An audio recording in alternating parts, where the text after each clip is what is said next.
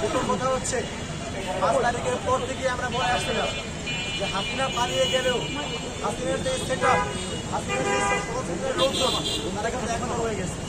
যার ফলে আমরা দেখতে পাই কয়েকদিন পর পর বিভিন্ন জায়গায়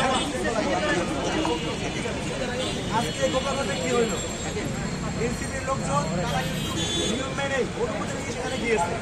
যাওয়ার পরেও তাদের উপর দফা হামলা হয়েছে। প্রথমে তারা পুলিশের গাড়িতে আগুন দিয়েছে, ওদের গাড়ি ভাঙচুর করেছে।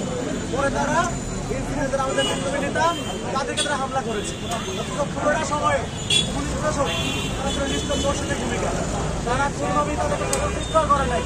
আমরা বলতে চাই এই গণপ্রধানে আপনারা যারা দেশকে ভালোবেসে দেশকে স্বাধীন করার জন্য রাস্তা নেমে গেছিল তাদেরকে তারা হামলা চালিয়েছে, সেখানে নিজের ব্যবহার করেছে, হেলিকপ্টারে গুলিয়ে করেছে। ওরা সে একই পুলিশ আজকে থেকে মারতেছে, আপনারা সেখানে নিজের দোষের মধ্যে দাঁড়িয়ে আছে। আমাদের বিচারিক ভূমিকা কেন? অবিলম্বে হাসিনার যে সেটআপ সকল সেক্টর থেকে সেটাকে নিশ্চিন্ন করতে হবে, পুলিশ সংস্কার করতে হবে, সংস্কার করতে হবে। আরেকটা বিষয় হচ্ছে যে গোপালগঞ্জ এটা স্বাধীন বাংলাদেশের অংশ, এটা কোনোভাবেই দিল্লির কোনো বাড়তি অংশ নয়।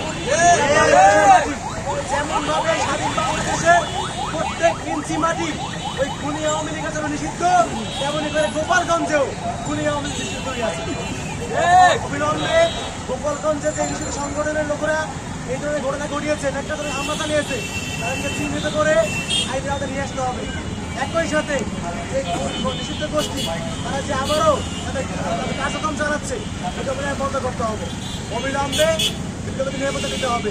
আর একটা কথা বলতে চাই, এটা হচ্ছে যদি এই প্রশাসন এখনো পুলিশ সংস্কার করতে না পারে, যদি এখনো এই প্রশাসন বিপ্লবীদের জীবন নিরাপত্তা দিতে না পারে, তাহলে জুলাই আগস্টের মতো ছাত্র জনতা আবার তাদের নিজের দায়িত্ব নিজের কাঁধে নিয়ে নেবে।